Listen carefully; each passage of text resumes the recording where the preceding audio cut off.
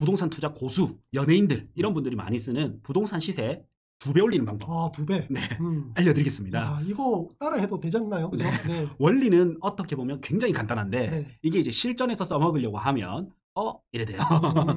이래 되거든요. 사실 그런 분들이 투자를 좀 잘 하시더라고요. 네. 네. 자, 그래서 이제 지도 보면서 실제 예시로 가지고 좀 알려드리겠습니다. 네. 뭐 이 예시와 저랑은 아무 관계는 없습니다. 저희랑은. 자, 지도를 보면 광안리에 가면 부산 광안리. 네, 이제 이 건물이 있습니다. 자, 일단 위치로 한번 보시죠. 네. 위치는 여기 광안리 해변에서 여기 광안 금년산역 네. 이렇게 걸어오는. 도보로 네. 한 5분 이상은 조금 걸리겠지만 그래도 네. 역세권, 도보권이면 충분하네요. 그렇죠. 자, 한 350m, 딱 350m고 문이네요. 해안 가깝고. 자, 그래서 뭐 바닷가 완전 가깝죠. 네네네. 그래서 지금 뭘로 쓰고 있냐 이래 보니까 이제 호텔이요? 호텔로 쓰고 있습니다. 파운드 호텔이라고 딱 되어 있습니다. 네. 자, 이거 실거래가를 보면요. 네. 지금 평당 1억 200에 네. 팔렸습니다. 총액은 얼마냐? 205억입니다. 근데 이거 만약에 더블 올렸으면 얼마예요? 400억입니다. 410억. 네, 410억이에요.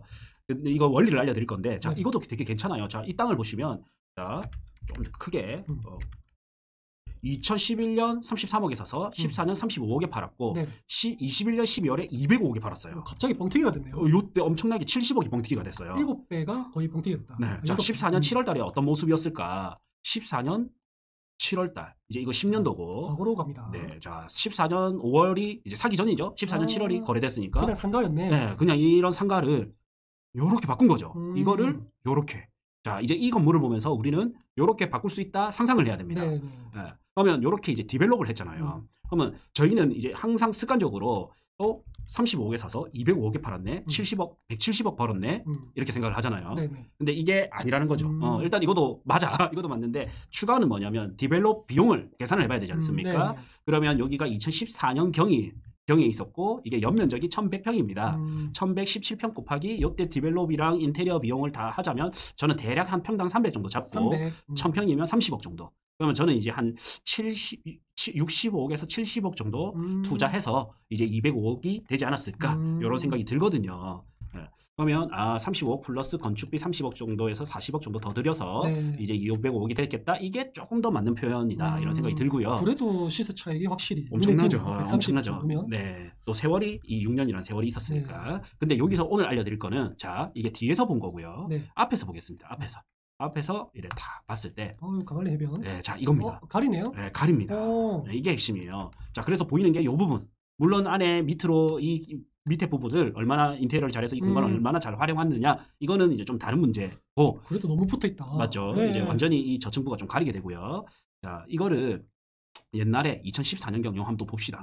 열했었고 18년 14년경에 사기 전에 이랬단 말이에요. 3층 건물이었는데 네. 그래도 바다 전면이 꽤 나옵니다. 하나, 둘, 셋, 넷, 한 5개 층 정도는 바다가 나왔네요. 조망이. 네, 그렇죠. 자, 이렇게 가면 요 앞에 이제 요게 요렇게 만들어놨죠.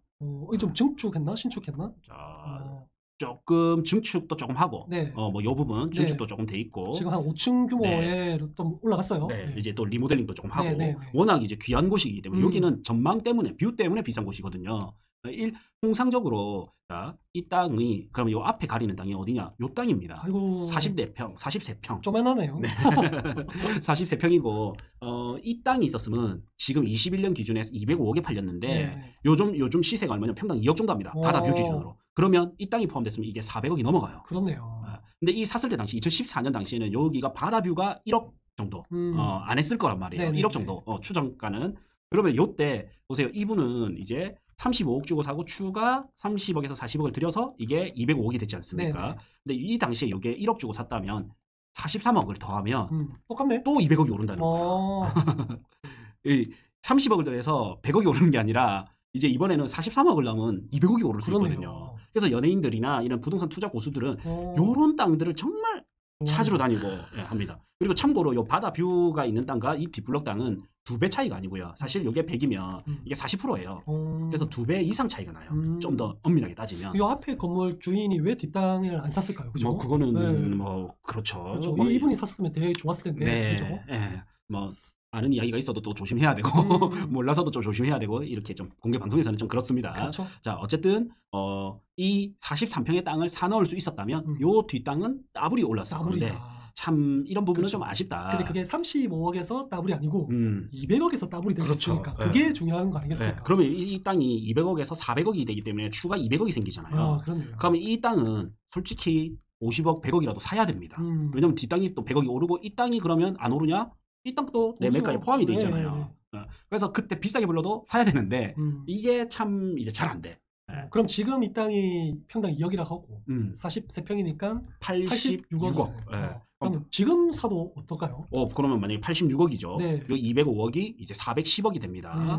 그러면 나는 410억 더하기 86억이니까 496억이 되거든요. 그 정도 가치가 있고, 근데 참 아이러니하게 이거를 205억에 살 사람보다 나중에 이거를 400 거의 한 500억에 살 사람이 더 많아. 있어 보면. 왜냐면 이걸 통째로 해서 디벨롭을 하면 훨씬 내 마음대로 쓸 수 있잖아요. 이 비율을. 네. 이 비율을 내가 마음껏 쓸 수 있거든요. 그래서 우리가 보면 송정도 마찬가지고 뭐 다른 곳도 마찬가지인데 진짜 바닷가 10평 이런 게 완전 부른 게 값이잖아요. 맞아요. 그런 게 알짜배기죠 진짜. 네. 저기 우리 보면 광안 2구역 가는 길에도 네. 또 좀 가는데 바로 뒷블럭이기 때문에 강안 2구역 가기 전에 여기가 강안 강안 자이. 그다음 여기가 강안 SK뷰 2구역이죠. 근데 여기 가는 길에 여기 보시면 여기 네. 여기가 지금 이렇게 평당 단가로 보면 평당 2억 5천에 거래가 되는 게 이거 바닷가 아니거든요. 네. 이것도 마찬가지로 강안동 775-6번지인데 775-6번지. 여기도 보면 지금 필지 분할이 돼서 날라가 있거든요. 이 부분이 날라가 있습니다. 이게 과거에 이제 어땠냐? 골목길이었습니다. 골목길. 그냥 평범한 골목길이죠. 네. 근데 이 슈퍼 이게 날라간 거죠. 이게 날라가고 이렇게 된 겁니다. 역사 속으로 사라졌네요. 이게 왜 그래 됐냐? 자, 여기에 이제 건축 허가를 받으려고 하니까 재개발 구역이죠. 네. 허가를 받으려고 하니 지금 요 뒤쪽에 인구 밀도가 갑자기 높아진 거잖아요. 그렇죠. 아파트가 들어오면서. 단독주택가에서 재개발이 되고 아파트가 들어오면서 그러면 통행량이 늘어날 것이기 때문에 요 라인의 도로를 확보를 해라. 그러니까 이 땅이 부른 게 값이 되는 거예요. 그렇죠. 이게 안 되면 요 아파트를 못 지으니까.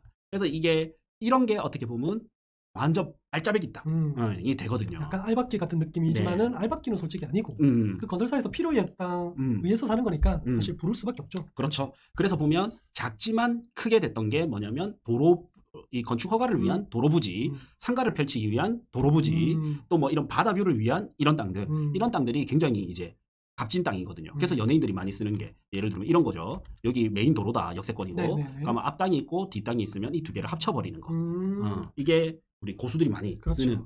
정말 단순하지만 어렵다라는 게 왜 어렵냐면 들을 때는 알겠어. 근데 막상 실무에서는 뒷땅 사놓고 앞땅을 보거든요. 뒷땅 사놓고 앞땅을 보면서 싸게 파세요. 파세요 이러거든요. 핵심은 앞땅인데 그렇죠.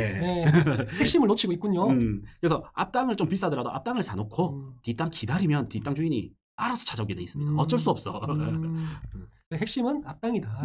앞땅을 실무에서는 이제 실제로 저희가 많이 이렇게 해보면 투자를 많이 해보면 앞땅을 사는 게 훨씬 유리하다. 앞땅 사놓고 시간 내 편이다. 그래서 우리가 오늘 이제 바닷가 땅, 도로변 땅 이거를 잘만 합치면 땅값을 2배를 올릴 수가 있다. 그리고 사놓을 때는 이제 뒷땅을 사놓고 앞땅을 팔기를 기다리기보다는 앞땅을 사놓고 뒷땅을 팔기를 기다리는 게 훨씬 더 유리하다. 이렇게 좀 배워봤습니다. 그것들이 지금 뭐 진짜 찐 투자자들과 그런 연예인분들이 많이 했던 이런 방법이니까 좀 숙지해 놓으셨다가 좀 여유 되시면 그런 알짜배기 땅을 사서 모으십시오. 부자 됩니다.